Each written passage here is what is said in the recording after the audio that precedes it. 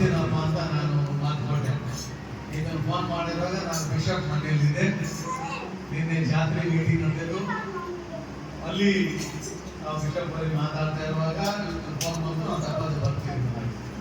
ಅದು ಇಲ್ಲಿ ಬರ್ಲಿಕ್ಕೆ ನನ್ನ ತಡ ಆಯಿತು, ದಯಮಾಡಿ ಕ್ಷಮಿಸ್ರಿ. ಈ ಸಮಯದಲ್ಲಿ ಸ್ವಲ್ಪ ಹೊತ್ತು ದೇವರ ವಾಕ್ಯಗಳಿಗೆ ನಮ್ಮ ಗಮನವನ್ನು ತಿಳಿಸೋಣ. ಎಲ್ಲರಿಗೆ ನಾನು ಮಾತಾಡಿ ಬೇಗ ನೋಡಲ್ಲ, ಹೊಸ ಆಗ್ತಾ ಇದೆ. ಆದರೆ ಎಲ್ಲಕ್ಕಿಂತಲೂ ಮಿಗಿಲಾಗಿ ಆತನ ದೇಹ, ಆತನ ರಕ್ತ ಊಟ ಮಾಡುವುದು ಬಹಳ ಅದನ್ನು ನಾವು ಧ್ಯಾನ ಮಾಡೋಣ. ಈಗ ನೀವು ವನಾರಾಧನೆ ಮಾಡಿ ಬಂದಿರ್ತೀವಿ ಅಂದ್ರೆ ಮತ್ತೆ ಆದಿನ ಬಂದು ರಿಟರ್ನ್ ಬಂದ್ಬಿಟ್ಟ, ಕಾರ್ ನಡೀಲಿಲ್ಲ. ಯಾಕೆ ಹೇಳ್ತೇನೆ ಅಂದ್ರೆ, ವನ ಆರಾಧನೆ ಏನ್ ಮಾಡ್ತೀರಿ? ಆರಾಧನೆ ಏನು ಹೇಳಿ, ಯಾರು ಯಾಕೆ ಮಾಡ್ತಾ ಇದ್ದೀರಾ? ಇಲ್ಲಿ ಹೇಳ್ಕೊಂಡಿದ್ದಾರೆ, ನಾವು ಹೋಗೋಣ, ಒಂದು ಊರಾಗಿ ಹೋಗ್ಬೇಕು, ಯಾರ ಮಾಡಬೇಕು, ಬರ್ಬೇಕು. ಮತ್ತೆ ಇನ್ನೊಂದು ನೋಡ್ ಬಾಜಾರ ಗುಟ್ಟೆ ಜಾತ್ರೆ ಅಂತಿದ್ರು. ಗುಟ್ಟೆ ಜಾತ್ರೆ ಏನ್ರಿ? ಗುಟ್ಟೆ ಜಾತ್ರೆ ಅಷ್ಟರದಾಗಿ ಮಾಡ್ತಾರೆ. ಪುನೋದ್ರಿಂದ ಅಲ್ಲ ಬರ್ಬೋದು. ನೀವ್ ಯಾವ ಪ್ರಭು ಮಾಡ್ತೀರಿ? ಯೇಸು ಪ್ರಭು. ಹೆಂಗ್ ಮಾಡ್ಬೇಕು? ಆರಾಧನೆ, ಸಂತೋಷ, ದೇವರಿಗೆ ಸಮರ್ಪಣೆಯಾಗಿ ದೇವರಿಗೆ ಸ್ವತಂತ್ರ ಸಲ್ಲಿಸಬೇಕು. ನಾವು ದೇವರಿಗೆ ಕೃತಜ್ಞತೆ ಸಲ್ಲಿಸುವಂತ ಹಬ್ಬ ಇದು. ದೇವರಿಗೆ ಕೊಂಡಾಡುವಂತ ಹಬ್ಬ, ಆತನು ಮಾಡಿದ ಉಪಕಾರವನ್ನು ಸ್ಮರಿಸುವಂತ ಹಬ್ಬ. ಹೆಂಗೆ ಹಿಂದೆ ಹಿರುಗಳು ಏನ್ ಮಾಡ್ತಿದ್ರು ಅಂದ್ರೆ, ಸುಮಾರು 50 ವರ್ಷ ಹಿಂದೆ ಮಳೆ ಬರಬೇಕು ಅಂದ್ರ ಆ ಬುಕ್ಕೆ ಕಪ್ಪಿ ಇಟ್ಕೊಂಡು, ಏನ್ರಿ ಮಳೆ ಬರ್ಲಿಪ್ಪ ಅಂತ ಹೇಳ್ತಾರೆ. ಹಿರುಗಳಿಗೆ ಹೋಗ್ತಾರೆ, ತಿರ್ಗೋತಿರ್ತಾರೆ, ಕಪ್ಪಿಗಳು ಹಿಡ್ಕೊಂಡು ಬುಕ್ಕೆ ತಗೊಂಡು ಹೋಗ್ತಾ ಇರ್ತಾರೆ. ಕಪ್ಪಿ ಇದ್ರೆ ಬುಕ್ಕಾಗಿದ್ದು ನಾವು ಬುಟ್ಟೆ ಜಾತ್ರೆ ಮಾಡಿದ್ರೆ ಮಳೆ ಬರ್ತದೆ ಅಂತ ಓಕೆ, ಅವ್ರ ನಂಬಿಕೆ. ಆದರೆ ಕ್ರೈಸ್ತರ ನಂಬಿಕೆ ಏನಿರ್ಬೇಕು? ಕ್ರಿಸ್ತನಿಗೆ ಸಮರ್ಪಣೆಯ ಜೀವಿತವನ್ನು ಮಾಡಬೇಕು, ಕ್ರಿಸ್ತನಿಗೋಸ್ಕರ ಜೀವಿಸಬೇಕು, ಆತನು ಮಾಡಿದ ಉಪಕಾರವನ್ನು ಸ್ಮರಿಸಬೇಕು. ಈ ಹಾಡುಗಳು ನಮ್ಮ ಸಹೋದರರು, ನಾ ಸ್ತುತಿ ಮಾಡುವೆನೋ ಯಾರಿಗೆ? ಯಾರಿಗ್ರಿ? ರಕ್ಷಕ ನಿನಗೆ. ರಕ್ಷಕ ಹೊತ್ತಿದ್ದೀವಿ, ನಾನು ಹೊತ್ತಿದ್ದೇವ, ಹಾಡ್ತಾ ಇದ್ದೇವೆ, ನಾವು ರಕ್ಷಿಸಲ್ಪಟ್ಟಿದ್ದೇವ, ಪಾಪದಿಂದ ಬಿಡುಗಡೆ ಆಗಿದ್ದೇವ, ನಾವು ದೇವರಿಗೋಸ್ಕರ ಸಮರ್ಪಣೆ ಜೀವಿಸ್ತಾ ಮಾಡ್ತಾ ಇದ್ದೇವ. ನಾವು ಸ್ತುತಿ ಮಾಡುವಂಥದ್ದು ನಮ್ಮ ರಕ್ಷಕನಿಗೆ. ಈ ಒಂದು ಹಬ್ಬ ಮಾಡುವಂಥದ್ದು, ವನಾರಾಧನೆ ಮಾಡುವಂಥದ್ದು ಕೂಡ ನಮ್ಮ ರಕ್ಷಕನಿಗೆ. ಬೆಳೆ ಬೆಳೆದಿಲ್ಲ, ಮಳೆ ಇಲ್ಲ ಅಂದ್ರೆ ಹಬ್ಬ ಮಾಡ್ತಾರೆ, ಪ್ರಾರ್ಥನೆ ಮಾಡ್ತಾರೆ, ಎಲ್ಲನೇ ಮಾಡ್ತಾರೆ. ಎಲ್ಲ ಮಳೆ ಬಂತು, ಸಮೃದ್ಧಿ ಆದ ತಕ್ಷಣ ಎಲ್ಲ ಮಾಡ್ತಾರೆ. ಮಾಡ್ತೀರಿ? ಬರ್ತಿಲ್ಲ, ಮಾಡತ್ತೀರಿ. ನಿಮ್ ಹೊಲ್ದಾಗ ಏಸ್ ಬೆಳೆದ್ರೆ ಏಸ್ ಕೊಡ್ತಾ ಇದ್ರಿ ದೇವರಿಗೆ?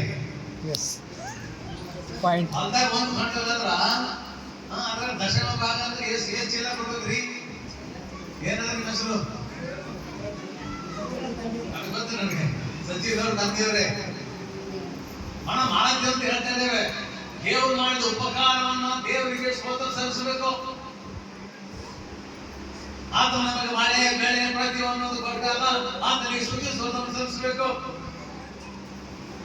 ಆತನಿಗೆ ಆತ ನಮಗೆ ಮಾತು ಕೊಟ್ಟಾಗ, ಎಲ್ಲ ಐಶ್ವರ್ಯ ಕೊಟ್ಟಾಗ ನಾವು ಆತನಿಗೆ ನಾವು ಮಾಡಬೇಕಾಗಿದೆ. ಇವತ್ತು ಬೆಳಿಗ್ಗೆ ಒಬ್ಬರು ಹೇಳ್ತಾರೆ, ಮಾತಾಡ್ತಾ ಇದ್ರು, ಅವ್ರ ಪಾತ್ರ ಮನೆಗೆ ಬಂದು, ಸರ್ ನಾನು ದೇವ್ರ ಸೇವೆ ಮಾಡ್ತೇನೆ. ನಾನು ಅಂತಂದ, ನೀನ್ ದೇವ್ರ ಸೇವೆ ಮಾಡತ್ತಿರ್ತಮ್ಮ, ನೀನ್ ದೇವ್ರು ನಿನಗೆ ಸೇವೆ ಮಾಡತ್ತ ಏನ್ರಿ? ಈ ನಮ್ಮ ಪಾತ್ರಿಗಳು ಕೆಲವರು ವಿಷಯ ಮಾಡೋದು ಯಾರು ಮಾಡ್ತಾರೆ? ದೇವ್ರ ಸೇವೆ ಮಾಡ್ತಾರೆ. ದೇವ್ರ ಸೇವೆ ಮಾಡತ್ತಿಲ್ಲ ನೀವು, ದೇವ್ರು ನಿಮಗೆ ಸೇವೆ ಮಾಡ್ತಾ ಇದ್ದಾರೆ.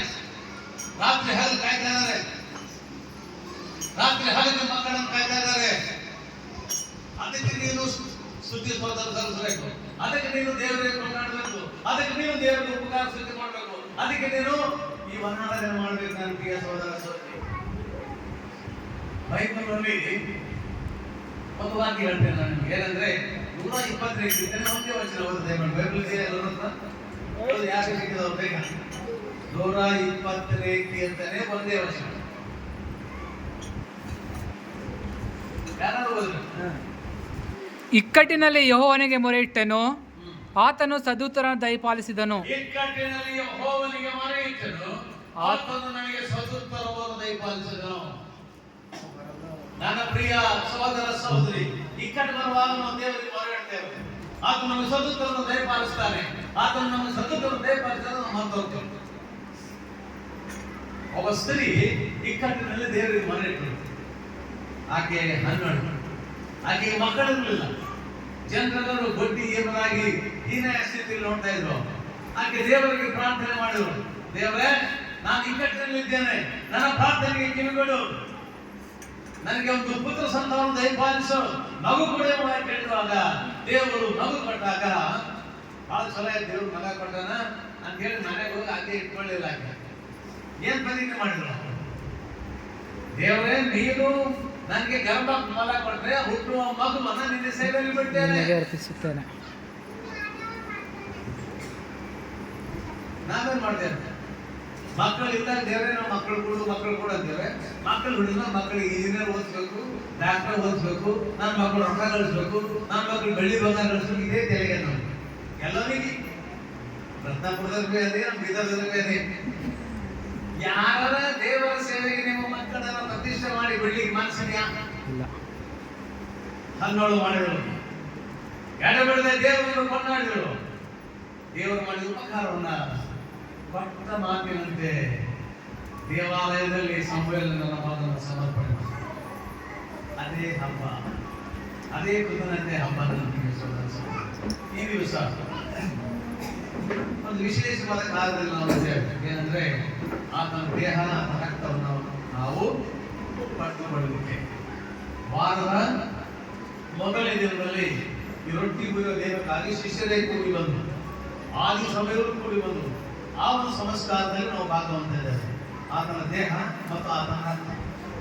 ದೇಹ ಅಂದರೆ ರೊಟ್ಟಿ ಮಾಂಸ, ರಕ್ತ ಅಂದರೆ ದ್ರಾಕ್ಷಾರಸ. ನಾವು ಇದರಲ್ಲಿ ಪಾನ ಮಾಡುವಾಗ ನಮ್ಮನ್ನು ಪರೀಕ್ಷೆ ಮಾಡಿಕೊಂಡು ನಾವು ಪಾನ ಮಾಡ್ತೇವೆ.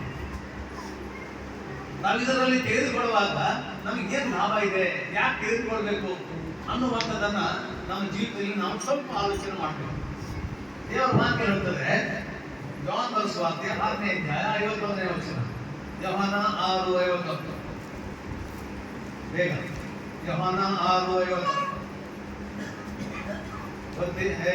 ಹಾಂ ಸರ್, ಹಾಂ.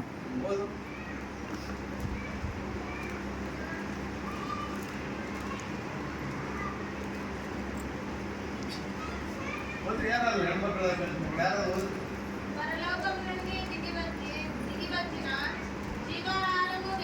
పరలోకము నుండి దిగి వచ్చిన జీవాహారము నేనే.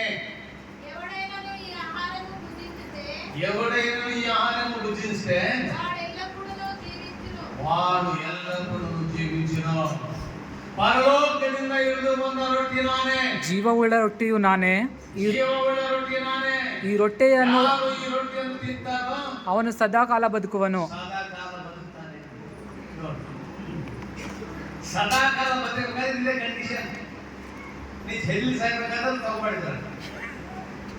ಸದಾಕಾಲ ಬದುಕಬೇಕಾದ್ರೆ ಸದಾಕಾಲ ಇದನ್ನು ಮಾಡಬೇಕು. ಸದಾಕಾಲ ಬದುಕಬೇಕಾದ್ರೆ ಯೇಸುವಿನ ದೇಹ ನಾವು ತಿನ್ನಬೇಕು. ಸದಾಕಾಲ ಬದುಕಬೇಕಾದ್ರೆ ಜೀವ ಕೊಡುವ ರೊಟ್ಟಿಯಲ್ಲಿ ನಾವು ಭಾಗ ಹೊಂದಬೇಕು. ಜೀವನ ಹೇಳಿದ್ದೇನೋ ತಪ್ಪು ಅನ್ಸ್ಬೋದು. ನಾವು ಜೀವ ಇರಬೇಕಾದ್ರೆ ಆ ದೇಹದಲ್ಲಿ ನಾವು ಪಾಲು ಹೊಂದಲೇಬೇಕು. ಕೆಳಗಡೆ ವಚನ ಇಂದ ಭಾಗ ಚಲೋ. మరియు నీరిచ్చు ఆహారము పరలోకమునకు జీవము కొరకైన నా శరీరమే అని నీతో నిశ్చయముగా చెప్పుచున్నాను. నేను ఇచ్చే భోజనము పరలోకముకు చెందినది. నిశ్చయముగా చెప్తున్నాను. ನಾನು ಕೊಡುವಂತ ರೊಟ್ಟೆ ನನ್ನ ಮಾಂಸವೇ, ಅದು ಲೋಕದ ಜೀವಕ್ಕೆ ಕೊಡುವುದು. ಜೀವವುಳ್ಳ ಒಂದು ಊಟವಾಗಿದೆ. ಅಂದ್ರೆ ಆ ಯಹೂದ್ಯರಿಗೆಲ್ಲ ಆಲೋಚನೆ ಬಂತು. ಕೆಳಗಡೆ ವಚನ.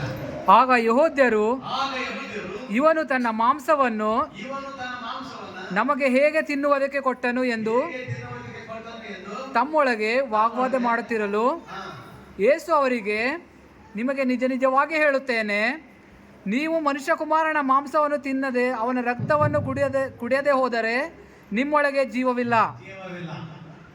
ಆತನ ದೇಹ ಆತನ ರಕ್ತದಲ್ಲಿ ಪಾಲು ಹೊಂದದ ನಿಮ್ಮ ಜೀವ ಇಲ್ಲ ಅಂತ ಬಂದಿರಲ್ಲ. ಜೀವದಾಗ ಇದ್ರೆ ಸತ್ತೋಗಿದ್ದೀರಾ? ಸುಮ್ಮನೆ ಜೀವ ಅದ ಸರ್. ಜೀವ ಇಲ್ಲ, ಪ್ರಸಂಗ ಮಾಡಿದ್ರೆ ಜೀವ ಇಲ್ಲ, ಬದ್ಲಿ ಮಾಡಿದ್ರೆ ಜೀವ ಇಲ್ಲ, ಬುಟ್ಟಿಯ ಜಾತ್ರೆ ಮಾಡಿದ್ರೆ ಜೀವ ಇಲ್ಲ. ಆತ ನನ್ನ ಸ್ವಂತ ರಕ್ಷಕನಾಗಿ ಅಂಗೀಕಾರ ಮಾಡಿ ಕ್ರೈಸ್ತರಾಗಿರುವ ಜೀವ. ಆತನ ದೇಹ ರಕ್ತದಲ್ಲಿ ಪಾಲು ಹೊಂದುವ ಮೂಲಕ ಜೀವವಿದೆ. ಆ ಜೀವ ಎಲ್ತನ ಜೀವ 60 ವರ್ಷನ 90 ವರ್ಷ 100 ವರ್ಷ ಎಲ್ತನ ಕೆಳಗಡೆ ನೋಡಿ ಸಚಿನ್. ಯೇಸು ನನ್ನ ಮಾಂಸವನ್ನು ತಿಂದು ನನ್ನ ರಕ್ತವನ್ನು ಕುಡಿಯುವವನು ನಿತ್ಯ ಜೀವವನ್ನು ಹೊಂದಿದ್ದಾನೆ.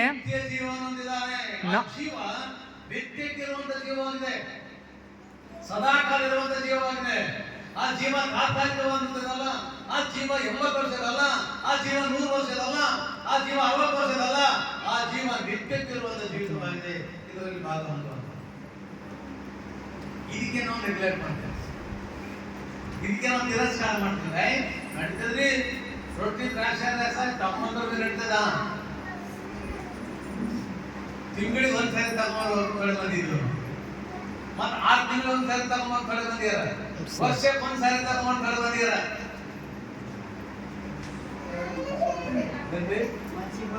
ಮನ್ಸಿಗೆ ಬಂದವನ್ ತಗೊಂಬಾರಲ್ಲ, ಮನ್ಸಿಗೆ ಬಂದ ಜೀವ ಸಿಗೋದಿಲ್ಲ. ಮೊದಲನೇ ಕೊರತೆ 11 23 ಯೋಚನೆ ಹೋದ್ರಿ. ಮೊದಲನೇ ಕೊರತೆ 11 23 ಮುಗಿಸ್ತೇನೆ ಬೇಗ. ಮೊದಲನೇ ಕೊರತೆ 11 23. ನೀವು ಈ ರೊಟ್ಟೆಯನ್ನು ತಿಂದು ಈ ಪಾತ್ರೆಯಲ್ಲಿ ಪಾನ ಮಾಡುವಷ್ಟು ಸಾರಿ ಕರ್ತನ ಮರಣವನ್ನು ಆತನ ಬರುವ ತನಕ ಪ್ರಸಿದ್ಧಿಪಡಿಸುತ್ತೀರಿ. ಆತನ ಬರೋ ತನಕ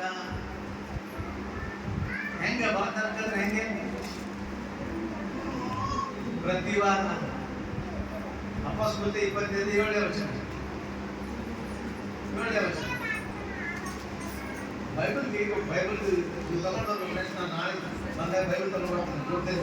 ವಾರದ ಮೊದಲನೆಯ ದಿವಸದಲ್ಲಿ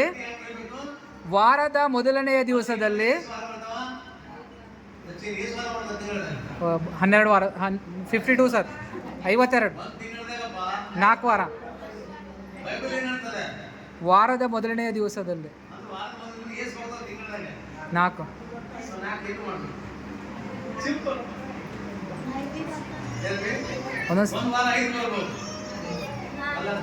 ಪ್ರತಿ ಐಟಮ್ ಮಾಡಲೇಬೇಕು. ಆತನ ದೇಹದಲ್ಲಿ ಪಾಲ್ಗೊಳ್ಬೇಕು. ಇದು ಎಂತ ಮಾಡಬೇಕು? ಆ ನಿತ್ಯಕ್ಕೋಸ್ಕರ ಮಾಡಬೇಕು. ಯೋಹಾನ ಕೆಳಗಡೆ ಯೋಹಾನ ಸುವಾರ್ತೆ 6ನೇ ಅಧ್ಯಾಯ 53ರ ಓದ್ಕೊಂಡು ಪ್ರಾರ್ಥನೆ ಮಾಡೋಣ. ಓದುತ್ತೆ ಮಾಡಿ.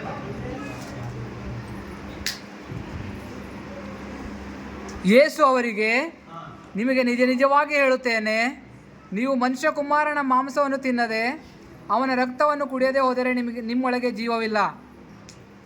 ಜೀವ ಇರಬೇಕಾದ್ರೆ ಆತನ ದೇಹ ರಕ್ತ ನಾವು ಪಾಲು ಹೊಂದಲಿಕ್ಕೆ ಬೇಕು. ಆತನ ದೇಹದಲ್ಲಿ ಪಾಲು ಹೊಂದಲಿಕ್ಕೆ ಬೇಕು. ನಮ್ಮ ಪ್ರಿಯ ಸಹೋದರ ಸಹೋದರಿ, ಜೀವ ಇರಬೇಕಾದ್ರೆ ಜೀವ ಬೇಕಾ?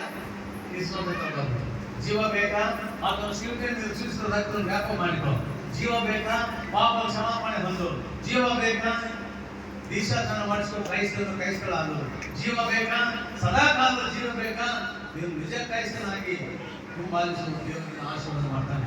ನನ್ನ ಪ್ರಿಯ ಸಹೋದರ ಸಹೋದರಿ, ನಾವು ಸ್ತುತಿ ಮಾಡುವಂಥದ್ದು ದೇವರಿಗೆ ವಾರದ ಮೊದಲನೇದಲ್ಲಿ ಆತನ ದೇಹ ಆತನ ರಕ್ತವನ್ನು ವ್ಯಾಪ ಮಾಡಿಕೊಂಡು ಆತನ ದೇಹ ನಿನಗೋಸ್ಕರ ಸುಡಲ್ಪಟ್ಟಿದ್ದು ಜ್ಞಾಪಕ ಮಾಡಿಕೊಂಡು ಆತನ ರಕ್ತ ನಿನಗೋಸ್ಕರ ಸುಡಲ್ಪಟ್ಟಿದ್ದು ಜ್ಞಾಪಕ ಮಾಡಿಕೊಂಡು ಇದರಲ್ಲಿ ಭಾಗವಾಗಿ ನಾವು ಕ್ರೈಸ್ತರಾಗಿ ಜೀವಿಸೋಣ. ದೇವರು ವಾಕ್ಯವನ್ನು ಆಶೀರ್ವದಿಸಿದ್ದಾರೆ. ಆಮೆನ್.